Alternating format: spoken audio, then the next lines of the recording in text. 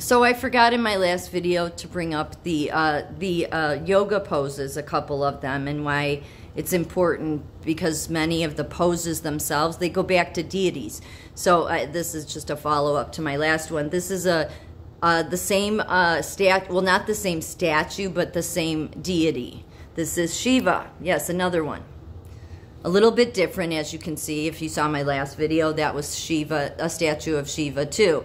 A little bit different, but see, there's the mini Mukalinda, and the pitchfork.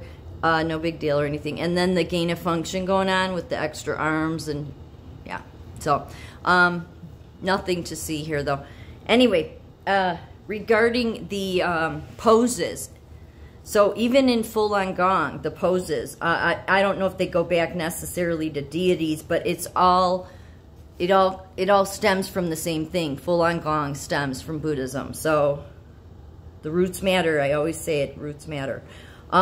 So one of the exercises in full-on gong is Buddha stretching 1,000 arms. People may know how full-on gong doesn't do your yoga, but it does that stretching, those certain, the stretching of the arms and different ones. So they may be a little different, but as far as not being yoga, they don't refer to it as yoga. It's a exercise practice. So one of their exercises is Buddha stretching 1,000 arms. Well, when you got gain of function going on here, then yeah, you will soon have 1,000 arms, because Fauci is likely involved. Okay. So the core of Buddha stretching 1,000 arms, stretching to open up all energy channels. Yes, energy channels. This is your chakras. Your energy centers, your chakras. Yep, it is. And so, like I said, all goes back to serpent worshipping and science. So, through doing this exercise, beginners can acquire energy in a short period of time, and experienced practitioners will improve quickly. And again, I'm not trying to say something bad about these spiritual practices. I mean, there's plenty of people that say a bunch of bad stuff about the Bible, so I really don't have any bad feeling about, because I'm not trying to say something bad about them. I'm just saying these are things that, like, if your priest and pastors hadn't gone to seminary school, they would have been, like, telling people about this stuff, that these are some red flags that if we believe in the Bible, we should be aware of. That's all. Not that you could go after these people. No, everybody's been deceived by the serpent. So it's not that anybody who does this is bad. I'm not saying any of that. I'm just saying there's some things here that need to be pointed out. That's all.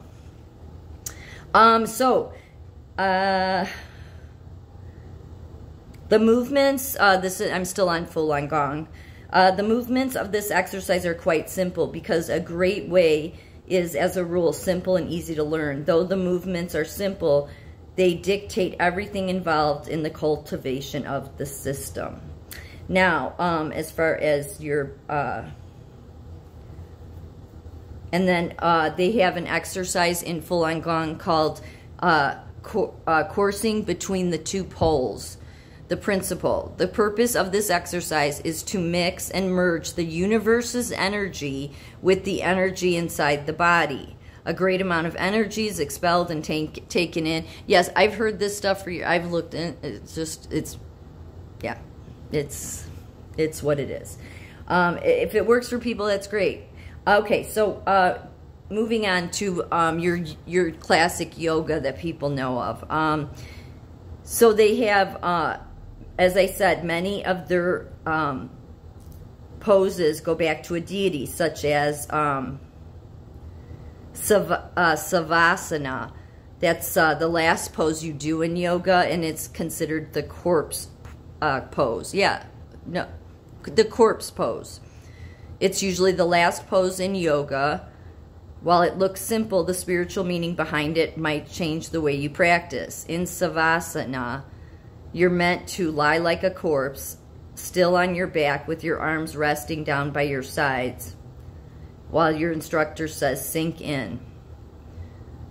I guess I didn't And then there's another, I thought I have one more. I'm not going through all the poses. I didn't look at all of them, because not all of them go back to a deity, but just strange things. So there is also, if I can say this, a Hanumasa pose in yoga.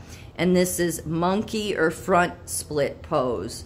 It is named after the deity Hanuman, who is illustrated as a monkey. He symbolizes our ability to tame our monkey mind, or our busy thinking, worrying mind, which is the ancient yogis say is the cause of spiritual suffering. Yeah, okay. You know, God just wanted you to pray on the scriptures and, you know, a quiet time. But again, if this works for you, but people have been made in America to believe, oh, we're just stretching, this is so good for, yeah, but what if you're doing poses that are bringing, I don't, just take it, take it, whatever you want away from this. I'm just pointing these things out.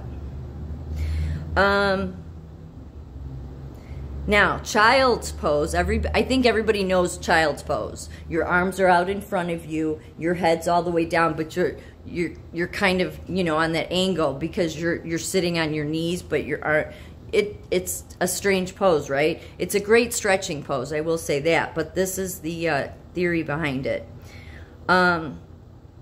Child pose, for example, isn't just about taking a childlike position. Rather, the spiritual meaning of a child's pose has more to do with the vulnerability of a child who requires nurturing and a safe place to rest their head. As you fold forward in child's pose with your arms beside you and your forehead resting on the mat, the ground or the earth is your support, and the muscles of your neck and back and shoulders can soften. So I think it's a little strange that it's, you know, all of it is really strange. You can call me crazy, but then this looks crazy to me. I didn't build this.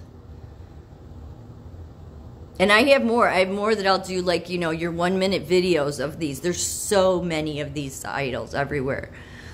Yeah, not here so much, but yeah, in you know, other parts of the world. So yeah, serpent worshiping, and many people, they follow these practices and they don't know it. They've been told it's okay to incorporate it into their religion, but that's what the deceptive one would do. Yeah, it's okay. You could be a Lutheran, you could be Catholic, you could be whatever you want. You don't even have to believe in God, because some days we believe in God, some days we believe in a creator. We just go with the wind, fly by the seat of our pants. Doesn't matter. We can be whoever we want because we're one with the universe. Yeah, no, I don't think so.